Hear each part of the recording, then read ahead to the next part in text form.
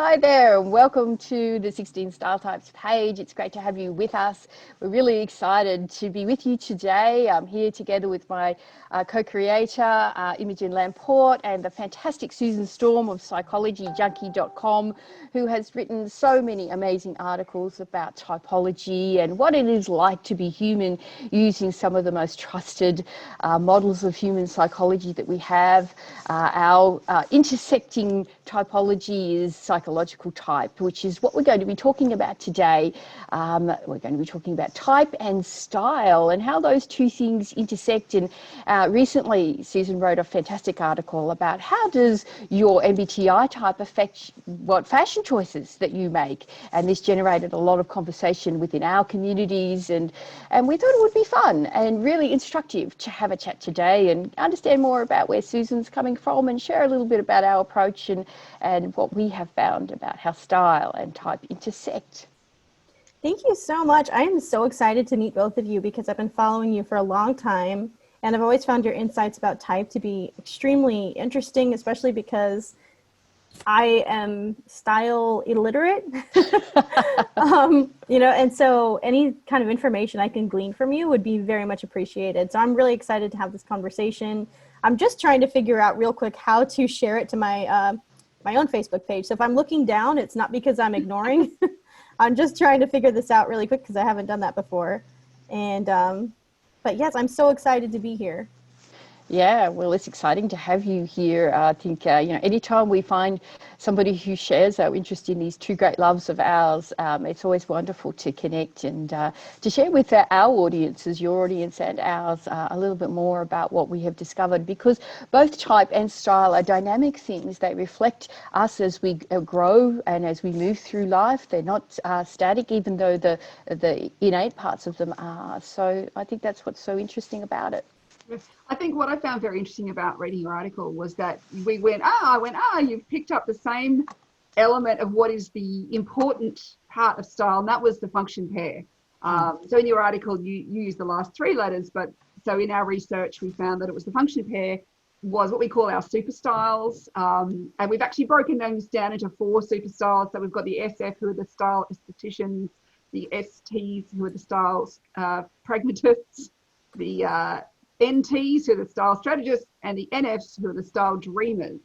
And that was really kind of that. And then from there, of course, there is the nuance between each of the 16 tiles. But it was interesting. We also noticed in our research that that the last three letters is really important. The E and the I is the least important part of each of those. Interesting. So there's not a huge difference that you've seen between introverts and extroverts. It's more whether they're NFP, NTJ, etc. Well, when you think about type and the two major gifts that type gives us, which is about how we take in information and how we make decisions, they're really our perceiving and our judging functions, the two middle letters. And so, starting with that as our premise and of course, taking as an example ENFP, INFP, they have those two same functions. They just swap from whether or not they're dominant to auxiliary. And so the extroversion and introversion part obviously plays a part. We just came to it last in our process, which of course is interesting because when you take a dichotomy approach, it's always first. And Jung himself put it first when he split the world into two groups, an amazing feat in and of itself. He split them into introverts and extroverts, right? And so for us, we just sort of upended that and really wanted to approach it. I guess our driving ambition was to do it with some depth. We didn't want to do it with a stereotypical view. And so we knew we had to do it from a dynamic perspective. And of course, that's what you've done with your piece, really illustrates a deep understanding of the core elements of type. Well, thank you. Yeah, I wanted to, first of all, I'd been getting so many emails from people asking me, please write about type and fashion. And I felt like I am the wrong person to ask. I have, I have 5 kids. I'm just focusing on keeping people alive and ending the day without, food all over me. I'm not a style person. And so it was a challenge. And what I did is I have like a group of people from a relatively large group from my email list that want to give feedback. And I basically sent them dozens of questions about type and their style preferences and took that in. And then I read The Art of Speed Reading People has some sections on type and style, very brief though. And then I just kind of took the survey results and the information from that book and then combined it with what I know about, at feeling perceivers. They're individualistic. They march to the beat of their own drum in a way. So I thought these people, and even from what they said in the surveys, they want something that communicates who they are. And I just tried to combine those three things. So surveys, the book, and then just what I know about the cognitive functions to see if that would give me any direction. But Yeah. you guys have expounded on this a lot more than I have, obviously. Yeah, well, we started our project 4-ish years ago, and it really started with me having two separate conversations. One with Jane Kesey, who is the author or co-author of now over 30 books to do with type, often combining leadership and education, based in the US. And she and I have been friends and colleagues. We were on the board of the Association of Psychological Type International together, and often talked about style. And when she would visit Australia, I would visit the US, we would do style-related things. And then separately, I was having a conversation with Imogen, who is very interested in things that are cutting edge. She really has a scientific in-depth, wants to know why, was working on finalising and refining a really sophisticated colour system, and was interested in personality. How does personality affect style? And it just so happened that Jane was visiting Australia at the time, and the three of us had a conversation and said, do we think that typology could be applied to style, or style applied to typology, which is how we started. We actually started in that direction and found that it didn't work. We had to do it in the opposite direction. So that's really how we started, and so we did a range of research interviews and process of refinement and getting feedback, and that's how our 16 reports came about. That's incredible. So how long did it take you to get from idea phase to really like implementing it with people? Because aren't you a MBTI practitioner already? So you were already doing not counseling sessions, like typing sessions with people. And how long did it take to really kind of fine tune this process? Yeah, I've been MBTI. I became MBTI certified 20 odd years ago, and did most of my work in corporate sector, running mainly leadership programs, so helping people to understand themselves and others in a corporate context. And so have used type for many, many years. And when we started, we really wanted to have a strong research basis for it. So we had a hypothesis, and we wanted to test it. Now, first hypothesis was, as I said, we were trying to apply style to type, and when we turned it around and applied type to style, that's when it worked. And so, from I think, Imogen, correct me if I'm wrong, it was about 2.5 years from when we started our research process to when we went live with the website. Yeah, kind of 2 to 3 years. It was like there was a lot of it was about a good year of research and development and refinement. Because we did, there was interviews, and then there was report writing, and then there was reviewing, and then we got multiple people from each type to review each report to make sure that it wasn't just personal preference. Because of course, one of the things with style is, yes, there is a psychological aspect to it, but there is also culture, there is location, there is age, there is body shape, colouring, dress codes for work, environments, what we've learned, religion. I mean, the number of things that are actually layered over what we wear is huge. So it was trying to strip back to going, well, what is actually the type-based stuff compared to what is all this other? Because there's so much stuff impacting on our style decisions every day. And that was one of our very first distinctions that we started to tease apart, and has really informed the work that we do, is to separate out style essence from what we call style expression. Because when those two things are melded, that's when it becomes quite messy. Oh, you're an INFJ, that means you should wear this. And we found that connection was not direct, and in fact, in many respects, it just doesn't exist. I mean, if you get a group of INFJs together, apart from being a very, very special meeting, you would would find a great diversity in the physicalities, in the life situations, the work situations, cultures, geography, nationhood, approaches to philosophy, politics. A whole gamut of differences would exist, even though they have the same psychological type preferences, and all of those things factor into how they choose to express their style.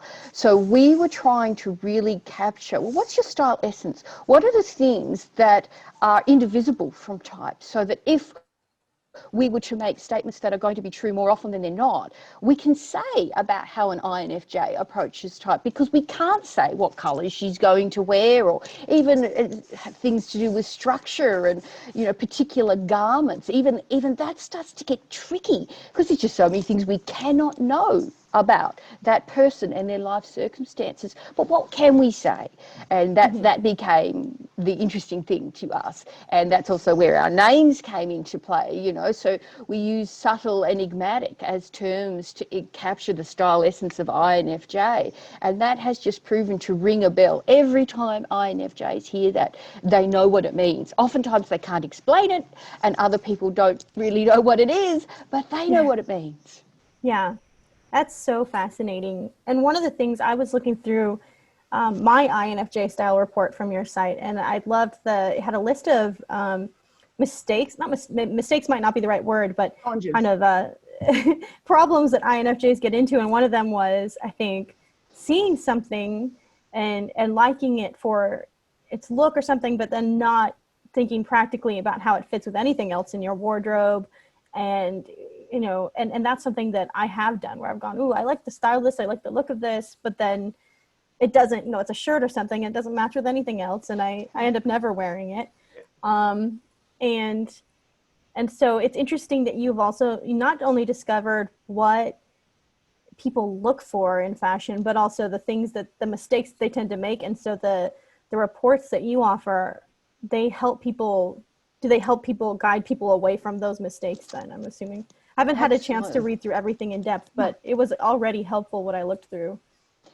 Yeah, and isn't it amazing that sometimes, and certainly I've find this in the coaching and leadership work that I do, that sometimes it's the gifts that people resonate, and sometimes it's the blind spots where people go, oh, that is just so me. I make that mistake over and over. And you've hit on something that's also really important and has been foundational for us, is making a clear distinction between fashion and style. And sometimes those terms are used interchangeably. In fact, often they're used interchangeably. And we refer to them as being very distinct things. Even the relationship that particular style types have to fashion is different. You know, some style types are very interested in fashion. Other style types are not remotely interested in fashion.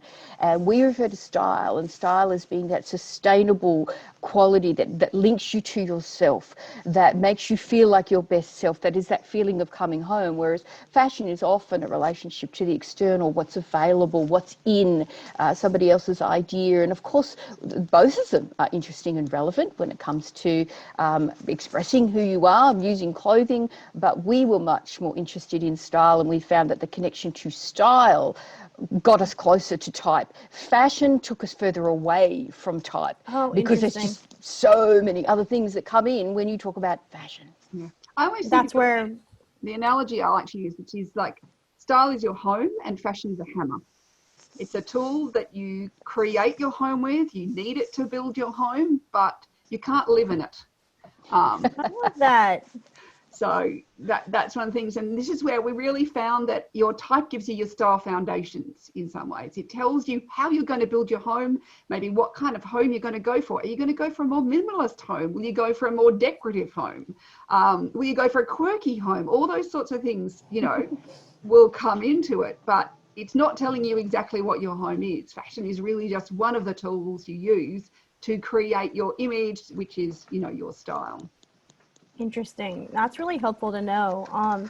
And one thing you said, Jill, was that you said some style types are really interested in I don't know, style or fashion, but really interested, and other types show a tendency not to be as much. Which types seem more or less interested to you?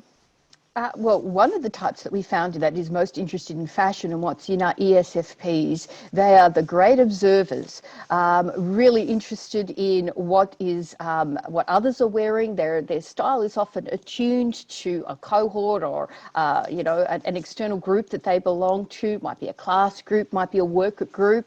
They love to find things that others aren't wearing, but they are highly attuned to what is in, and they love to change things up. They are true masters of changing things up. So they're the kind of people that can go fashion buying and meld it into a wardrobe in a way that you go, oh wow, I would never have thought to put those two things together. How fascinating is that? And that's that dominant sensing, and ESTPs not as interested in fashion, but they have that same adaptability and that same attunement to their physical environment, dominant sensing types. Aren't they amazing? The things they notice that others go, really? What? When? A bird? And so that's interesting. So one of the things we did is we call our SFs are all our style estheticians. So they naturally have a grasp of style. They are the people who are born with style. In a way, me as an NT, not born with style. I had to learn everything. And STs, again, generally not. They're much more, they're the pragmatists. They're like, I wear the clothes because I might be stylish because it's going to get me somewhere that I understand what I wear influences people, but it's not because I have that natural kind of feeling for aesthetics in the same way that the SFs have this, brilliant, like they're the people that you walk down the street and on the whole you'll go, they're the stylists. Now they're generally not the kooky, quirky ones. So if you look at some of that kind of advanced style or an Iris Apfel or something like that, who's much more quirky, they're more NFs. So generally more the feelers have more of a, on the whole, a feeling for style, but this is where it really depends if it's an FP or an FJ. Okay. Because of course, when you're an FP, it's about your own internal values. Do you value image and style, or do you think it's a complete waste of money? And it's an outside construct and you have no interest in having anything to do with. And that's where the NFPs are the most kind of varied in that way, that they can be incredibly super stylish, really out there, very creative, or they can go, I'm just going to wear a Hessian sack for the rest of my life because that is my internal value. Yeah, I can understand. And actually, you mentioned Iris Apfel. Yeah. I asked my Twitter followers today, I told them I was having this conversation and see if anyone had any questions. And one ENFJ responded and said to mention Iris Apfel to you because she's a huge fan of Iris Apfel. I don't know who Iris Apfel is, but she wanted to know like if you would associate her with any specific type, her style. I don't know if you have any thoughts on that. We discuss Iris quite a bit, we do.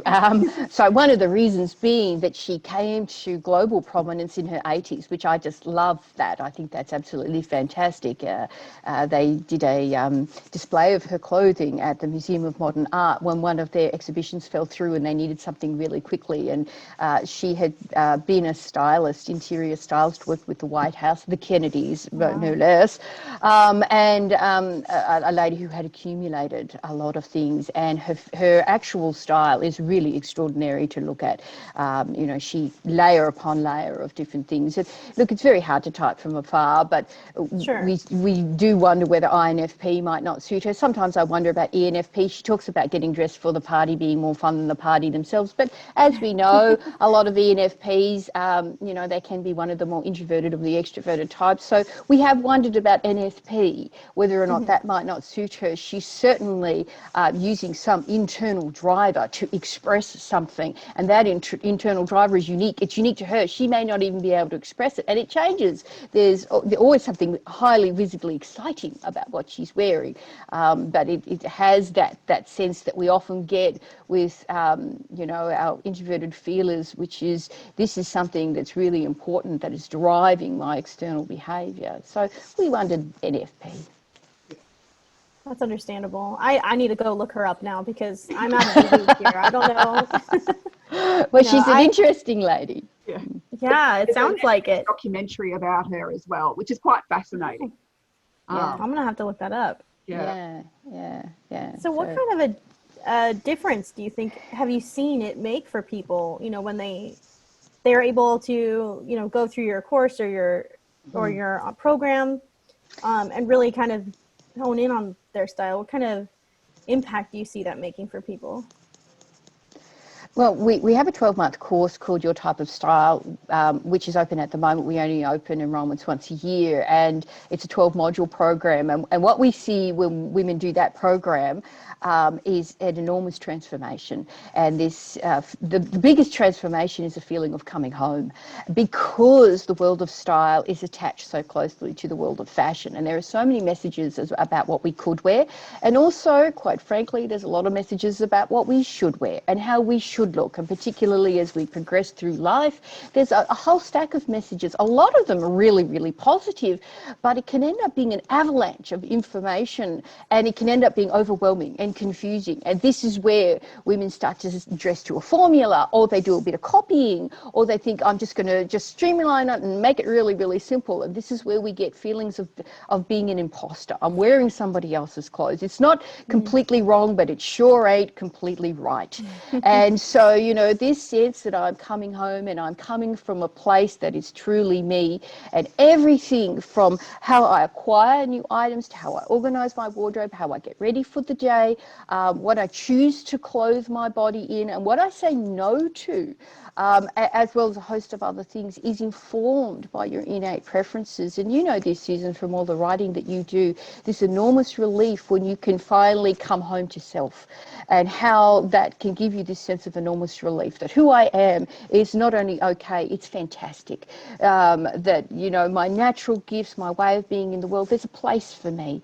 There's a group for me. There are others who approach this like me.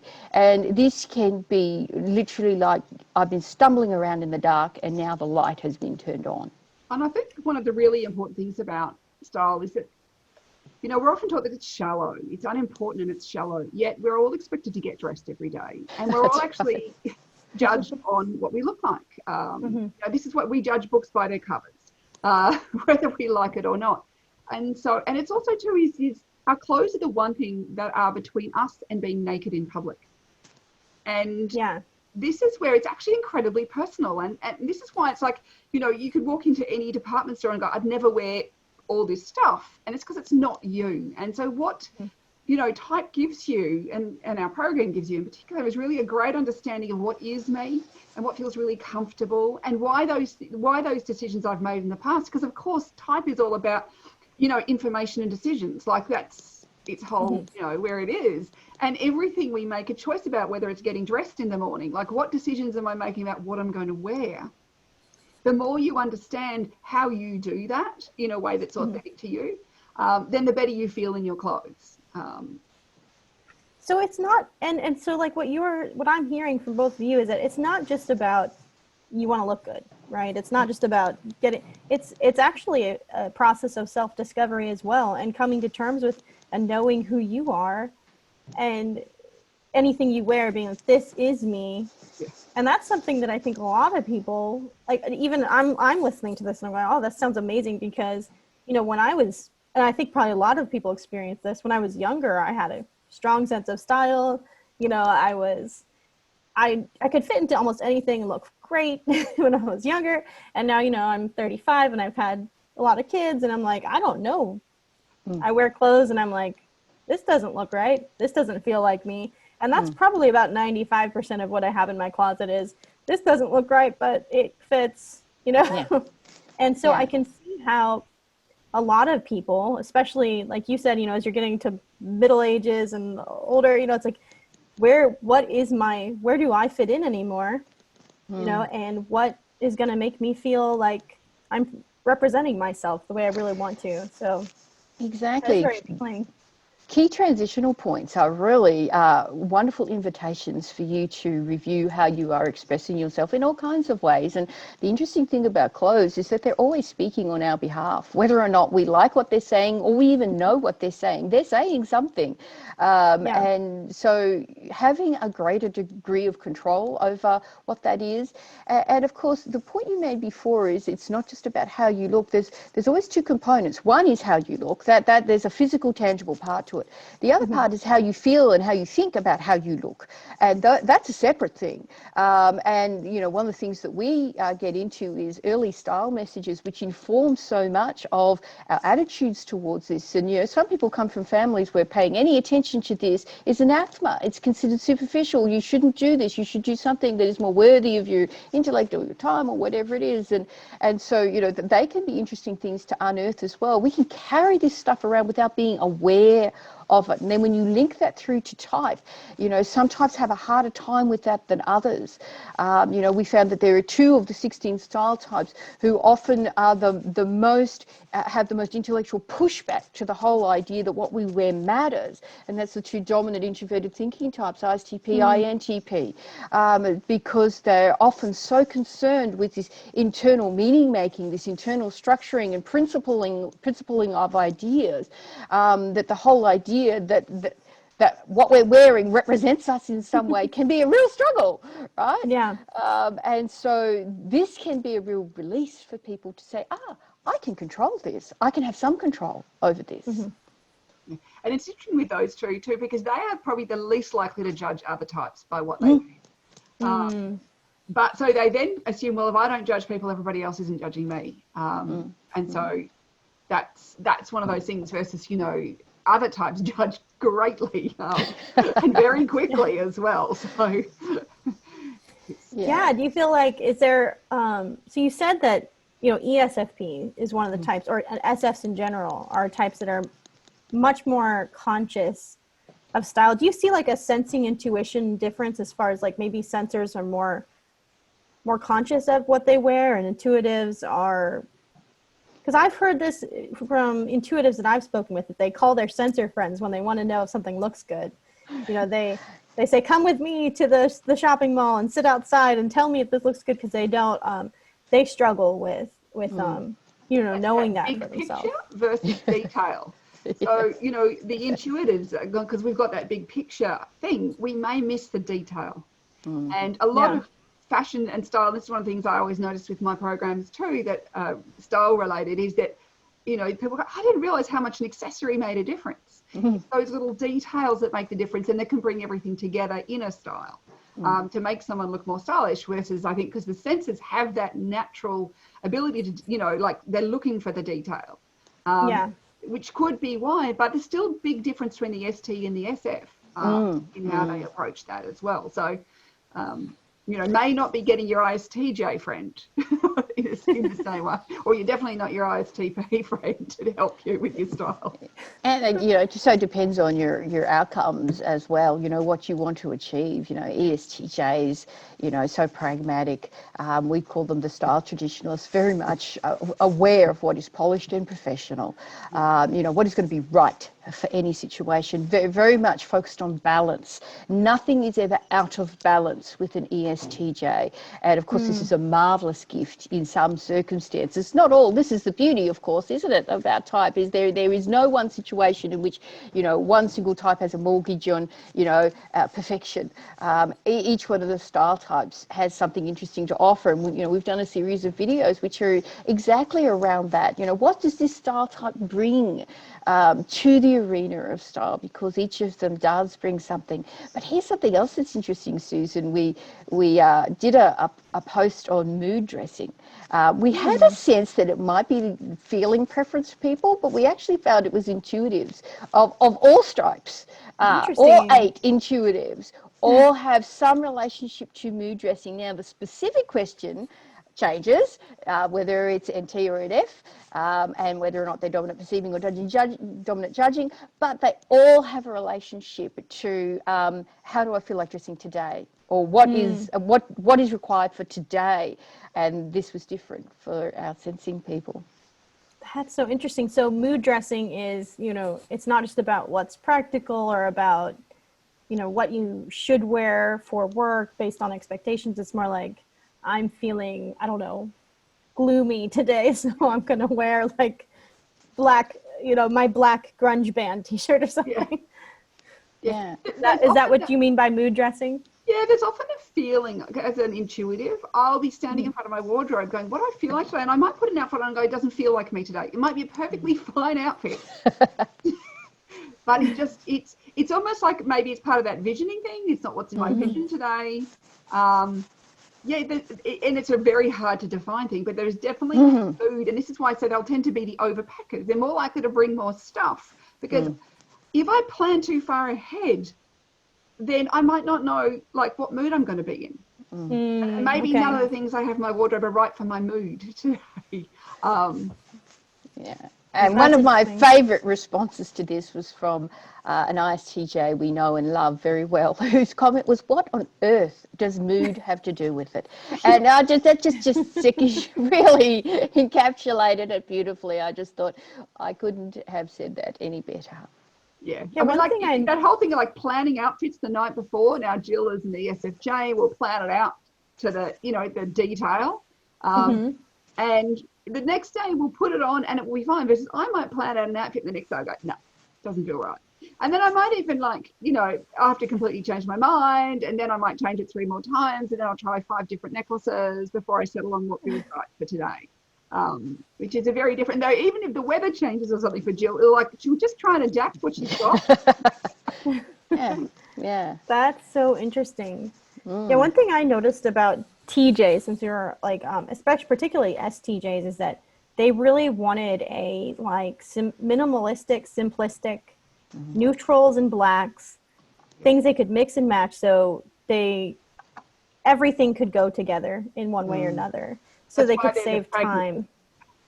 Yeah, so they could save time, and I mean there is a certain appeal to that if you're a busy person. I'm like that, but there's something that I think feeling types would feel is lacking in that kind of, but it's not expressing me.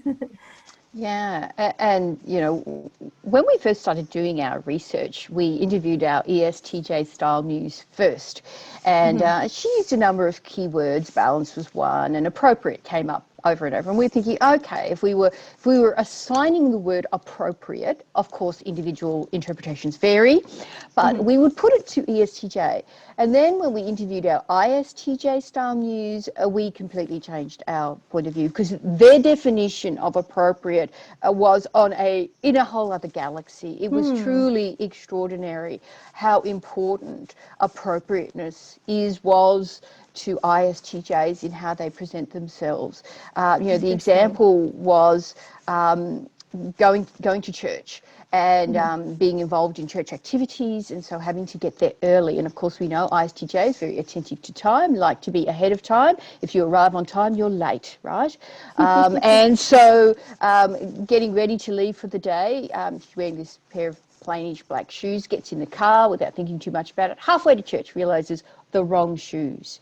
So she turns around and goes home to change her shoes, making her late, made her on time, making her late because her shoes were wrong.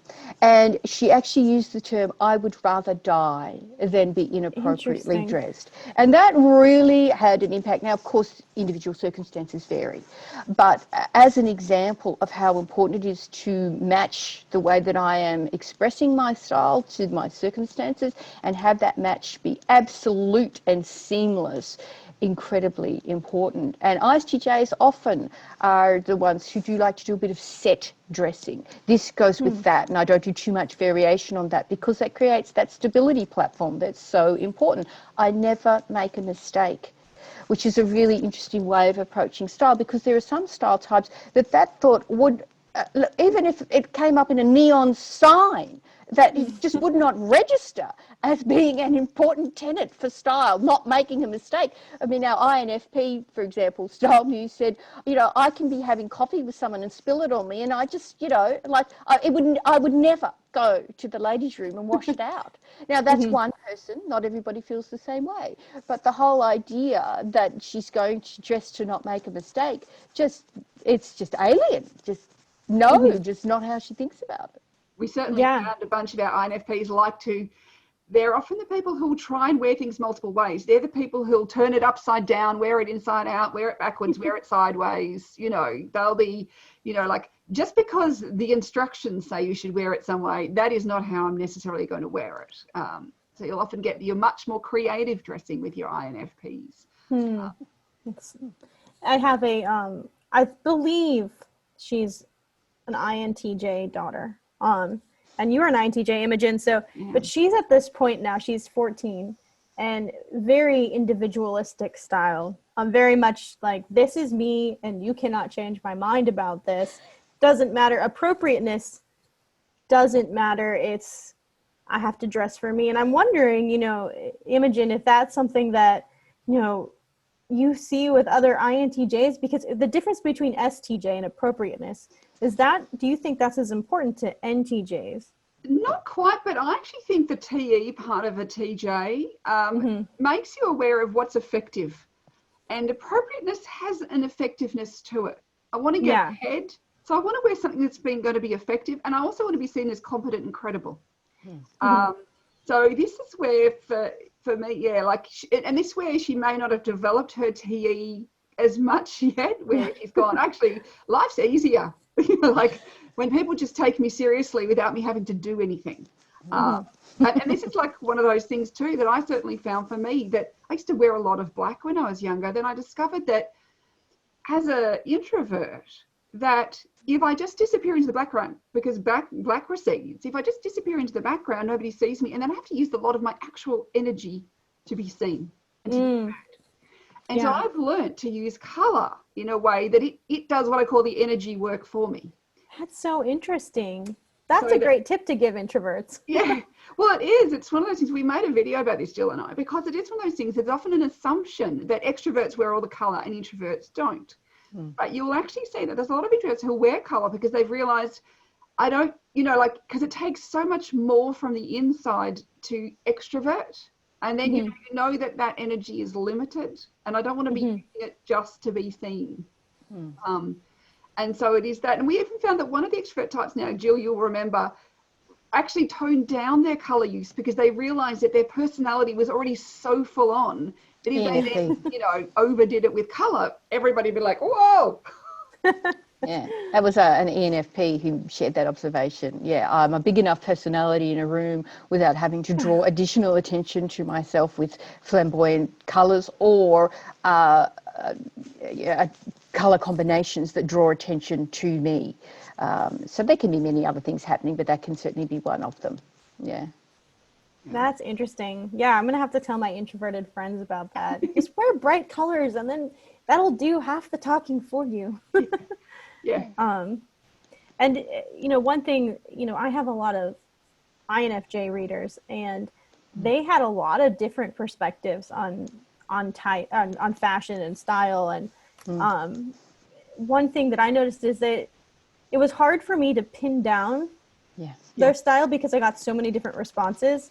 It seemed like if they had to have a style that matched up with their vision, it's like, this is who I am. This is my vision of not only who I am, but what I want. And if they felt like they couldn't have that, then they just resorted to like whatever's comfortable, appropriate, whatever, but they didn't care about it. It was either all or nothing. And I relate to that too, because as I said before, when I was younger, I had a very specific vision of how I wanted to present myself. Now I'm like, I don't even know. I guess this black dress fits. I'll wear this. And I wonder if you noticed that with other types or INFJs in particular. Well, of course, we have the beautiful, wonderful, amazing Jane Kesey, INFJ, who was our style muse. But, we had more INFJs to quality test that report than for any other of the 16 style types, which was very, very interesting. And because they are coming from that intuitive dominant place, this internal vision, and they can experience this frustration with trying to match that with reality. INTJs also have a little bit of that same issue, but it's interesting when you pair it with feeling, and this need for it to feel right, and this sense of wanting to connect, but in a way that is supporting that. And what you said before, if I can't find the right thing, I'll make do. And that is very characteristic of INFJs. Here's a tip that we found works for the INFJs that we have worked with. which is to establish a unique to you set of style rules. This will not be the same as any other person's or even any other INFJs. You can't copy somebody else's rules because they must be individual for you. So Jane's include things like no sequins, no ruffles, no satin, no shiny fabrics, so she's developed all these things and they're based on personal values and lifestyle. She's very active, etc., etc. Now, another INFJ might have they might love ruffles, sequins and shiny fabrics. But the important thing is to establish this for yourself, because that prevents you from getting caught up in a shopping experience where perhaps you're with a bossy ESFJ who might be exerting some style influence, or somebody else who might have an idea, or they see your hesitation as needing to be breached with information or opinions. And this is also an important thing for INFJs. Put boundaries around yourself when you go shopping. Either shop alone, have a clear list, talk to the people that you go shopping with about what you do and you do not want, so that you do not come home with orphans. INFJs often, of all the style types, they're one of a few that can end up with more orphans than others, because they can get excited about the uniqueness of something that is, or it might even have a story attached to it, or it might remind them of a trip, or they bought it because they were with a friend and it was a scarf and it had this blah, blah, blah. And then they get it home and it doesn't go with anything. And I think that also leads on to many of the other FJ types, because that harmony feeling is so important, that it's I'll buy it because the shop assistant, I don't want to disappoint the sales assistant. I want to keep people happy. And so often too, that this is one of those things, is to be aware of, is it making me happy, or is it making the person I'm with happy, the person who's helped me, like they went to such an effort for me. So I've got to reward them for that, and can end up coming on. And then they go, oh, but I can't take it back. I'll hurt her feelings. Yeah. All that sort of stuff goes on as well. And this is why the more you know about your style, and this is the thing, the INFJ is very individualistic. So it's important that it's right for you, and that your decision is not somebody else's decision as well. So, but certainly all the FJs had that in common, where they talk about, I'll buy things. It's my husband likes it, somebody else likes it. It's in my social group, whatever it might be. But that is one of their little key weaknesses if they are not careful. As well. I remember when I was a teenager going with my ESTJ grandmother clothes shopping, and she'd have been bossy. Oh yeah, and I came home with this long denim dress that it did not look good on me. I did not like it at all. But then we were going to go out to dinner that night, and she just, I can't wait to see you wearing that dress. And I remember putting it on and going out into the world and just feeling like I wanted to just crawl into a hole and cover myself. It was just because I just didn't want to let her down, because she had, really tried to kind of control that experience in a way, and I wanted her to be happy with it. So yeah, I could see that. And even when I look for clothes now, and I've seen this with other FJs too, it's like, ask the husband, what kind of clothes do you like to see me in? What looks good to you? And of course, my ESTP husband's just like, he knows what works very well. Like you said about SE dominant type, extroverted sensing dominant types, have a natural sense of what fits right or doesn't fit right. Even if ESTPs maybe don't care about it as much, they have such a strong eye for detail, but really don't care about telling anyone how to dress. No, they're not especially interested in that, but they can have a very deep interest in style if it aligns with a particular hobby or a particular work. I did a lot of work for a global consulting, accounting advisory firm, and I'll never forget this wonderful ESTP woman. She walked in and she was wearing these shiny black knee-high riding boots with these fabulous, black pants, and she had a red double-breasted short trench coat, and she had this shiny dark hair, and she was striking and arresting, but it was also very practical. She looked like she'd just come from an equestrian event where she'd won gold, and just a very achieving kind of, she was very much an in-charge style, as we know ESTPs are, but it was also practical, and she honestly could have been getting toddlers out of a car or doing any other kind of physical activity, and she was so at home in that style. It was very eye-catching, but it was totally integrated with who she was. It didn't look like a costume. And because that aligned, she was very, very ambitious and very, very keen to get ahead. And, you know, she was one of those people, we were chatting in morning tea, and she said, oh, this is really challenging. And, you know, my extroverted feeling goes, oh no, she's hating it. She said, oh, I'm loving it. Absolutely. Like, it's hard. This is great. Like, you know, the whole idea that, you know, she doesn't get enough challenge. And now she's found something of a challenge. And of course, T's often have that wonderful problem-solving approach to so many things. This was a puzzle for her to work out. That's really interesting. And something I've also seen, you know, in my husband, who's an ESTP, he may not like look at fashion magazines or anything like that, but when he wants to buy a shirt, he's not like, I just need a white shirt. He's like, he will like really find like the highest quality white shirt that's moisture wicking and all these different things, you know. And he's very athletic and likes to be moving and active, and so he's very like got this kind of rugged athletic style. But it's not cheap clothes. He wants like the best quality, whereas I'm like, I don't really know what my style is. I think I'm kind of like, I don't know. I mean, I like medieval dresses and times. That was kind of cool, you know. And so if you went into my closet, I'd have like, here's some comfortable clothes that look terrible on me. Here's a weird medieval dress that maybe I'll never go out in. And it's just this random conglomeration of stuff, whereas his closet is everything fits together. It's all very like athletic, rugged man clothes. But they're all nice quality.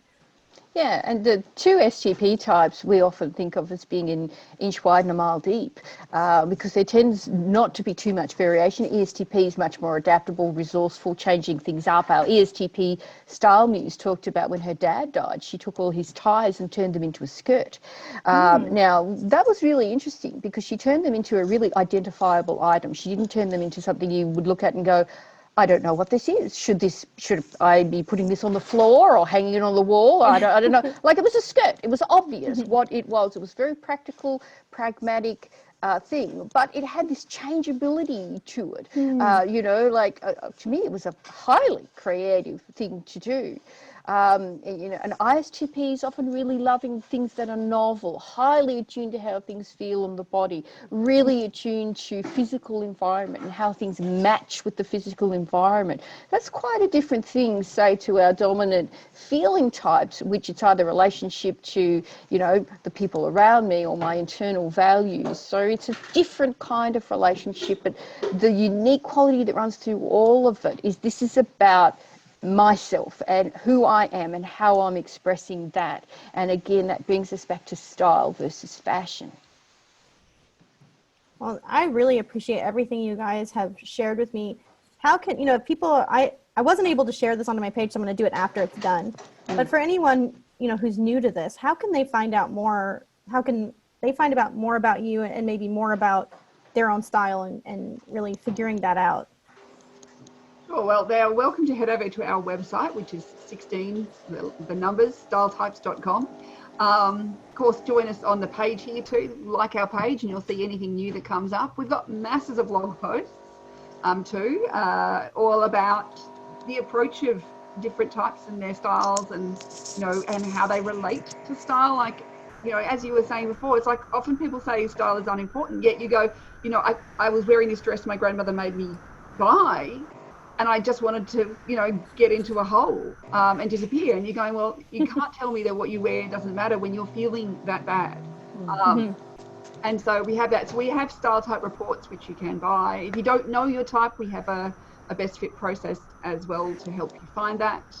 Oh, that's great. Yeah, so it's quite unlike most of the tests you see. We come at it from the kind of reverse angle in many ways.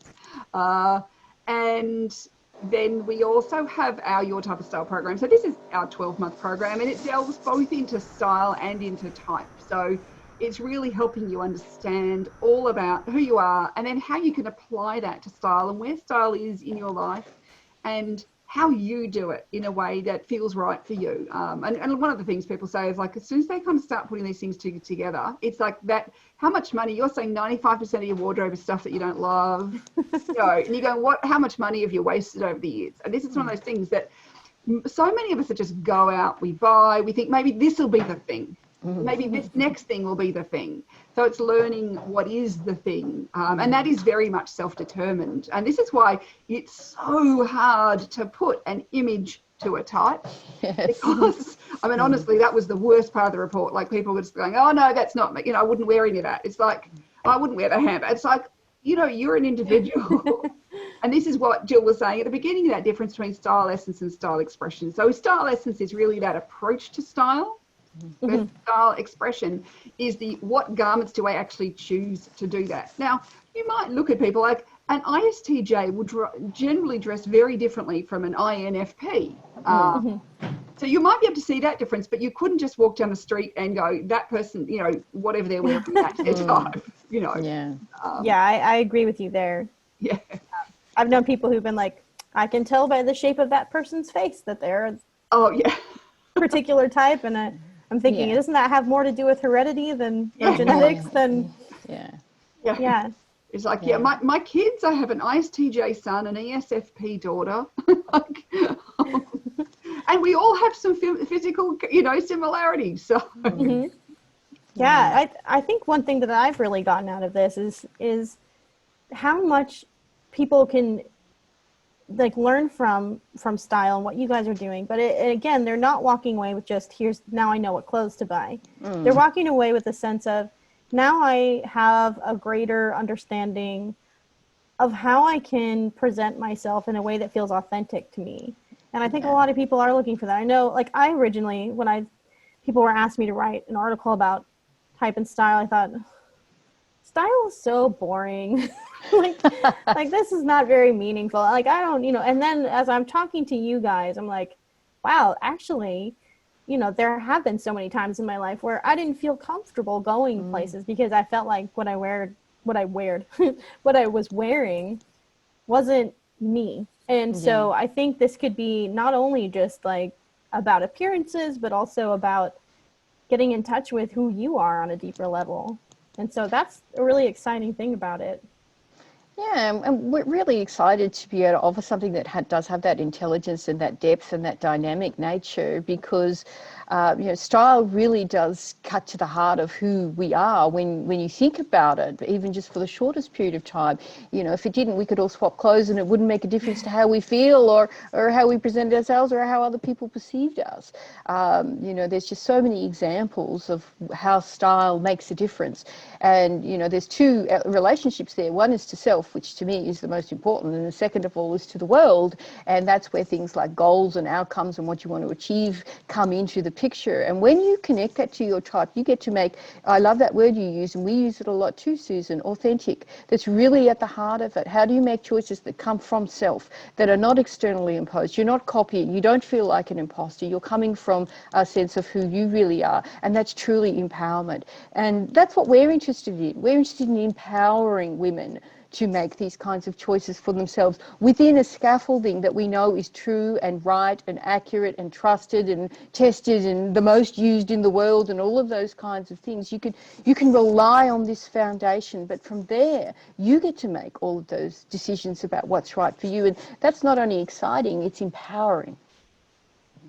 I completely agree. I'm excited to be able to dig into your the report that I got more and really get an understanding of this, because after speaking with you guys, I see it in a much more meaningful way. And so I just really appreciate you guys explaining that to me, because I mean, when I was younger, it was something that was meaningful to me, and then I kind of lost it, which you probably see with a lot of people when you said transitions are a big deal, like they become a mom or whatever it is, and it's like it has to take a back seat, and then they don't know where to, when they come back up for air, they're like, I don't know.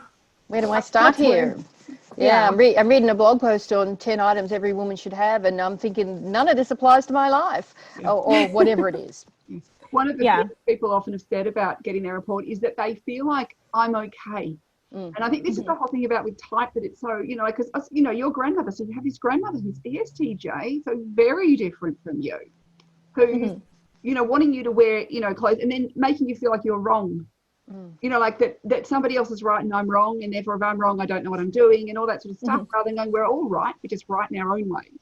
And it's that kind of like going, no wonder, you know, often people have said, it's like, oh, no wonder I found I was so uncomfortable in this position, or when I was wearing that thing, like all those memories come back. And just how much that what you wear does impact how you feel. And this is where, like, there's a lot of research that actually shows that when you're wearing clothes and outfits that make you feel your best, and there's got to be an authentic nature to that, then you are more confident and you have higher and improved self-esteem. So, and then so people are going about their world feeling more confident and with improved self-esteem. It can't help but rub off on everything else you do. Yeah, your relationships are often better when you feel better about who you are, and yeah, it has a lot of ripple effects into other areas of your life. Yeah, it's such a gift to give to the world. And Susan, we'd like to thank you for your wonderful article connecting the MBTI and fashion. It really sparked a lot of great conversation, and we really appreciated the basis that you came from, how aligned it is with ours. So that has really opened this conversation into a new space, and so we just really want to say thank you for that. Oh, thank you so much. I'm so glad. I was honored that you read it. When I got the email from Imogen about it, I was like, oh my goodness, she read my article. I can tell you that there's much discussion goes on in our group, in our program, about your articles. Yes. Yeah, I was a little starstruck myself because I had been following on Facebook and for a long time, and then I was like, oh, it's really her. She read what I wrote. I can't believe it. So no, I'm really honored that you guys enjoyed that, especially because as you can tell from this conversation, I'm not a style maven by any stretch of the imagination. So I even felt a little out of my depth writing about it. But yeah, I have a lot to learn, and I'm more excited to learn it now after speaking with you. That's fantastic. And I think that's also the gift that type brings, isn't it? It connects us all. It connects us with, all the geographic and other differences that we have. It collapses all of those boundaries and really connects us all in a way where we can see the beautiful differences that we all have and the things that we have in common. And the fact that we can have this conversation, you in the middle of the US, us in Australia, you're in summer, we're in winter. We speak strangely. People can understand you. This is what type does, and it's such a wonderful gift. Well, thank you really so is. much.